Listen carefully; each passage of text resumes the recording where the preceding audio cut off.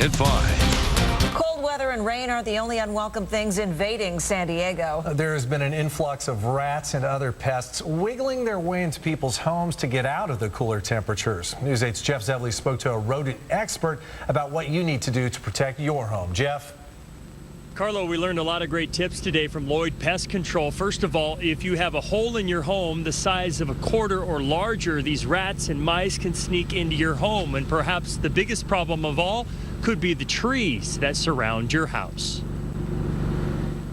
Rodents in San Diego County are everywhere. It's just a fact of life. The winter season means moving time for rats and mice into the walls and attic of your home. When it gets cold and rainy, they are a warm-blooded animal just like you and I. And, you know, when it's cold and raining, would you rather be hanging out in the backyard or in the living room? Dr. Eric Payson is Lloyd Pest Control's entomologist who says if you see droppings, you could be living with a rat pack. Usually if you've seen one, I would ballpark it that, you know, we run into 10 to 12. Experts estimate rodents scurry into 21 million American homes a year, and rats are capable of spreading diseases through their bites, urine, and droppings. They're not the cleanest animals in the world. To keep rats out of your home, Dr. Payson says you need to plug all of the entry points. This is a good temporary fix if there are small holes that you can obviously tell rodents are moving in and out of. Along with steel wool, there's also copper wool and what's called hardware cloth that can be used in conjunction with expandable foam. Basically, you put a little shot into a crack and it expands.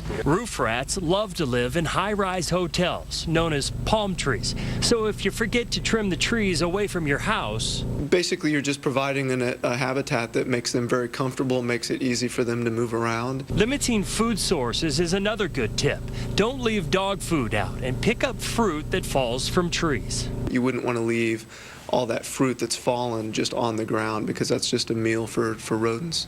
Although you need to watch your fingers, Lloyd Pest Control prefers setting traps over leaving out poison stations because if a rat eats poison, it can die inside your wall and create a foul odor for weeks. One of my best rat experts here in the company has a saying that he would rather deal with a live rat than a dead rat any day.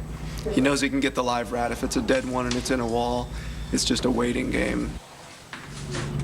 And Lloyd Pest Control says most homeowners are capable of eradicating these rats themselves, but if you need advice, they have it. Coming up new at 6:30, we have the #1 do-it-yourself mistake.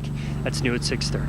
Now, Jeff, you mentioned traps are a homeowner's best bet. A lot of people don't have any experience with them. As far as bait for the trap goes, any advice on what should be used? They told me today that rats are creatures of habit, so if you know what the rats are eating, put that on the trap. If you have no idea, go with peanut butter. Good old peanut butter. All right. Thanks, Jeff. Thanks, Jeff.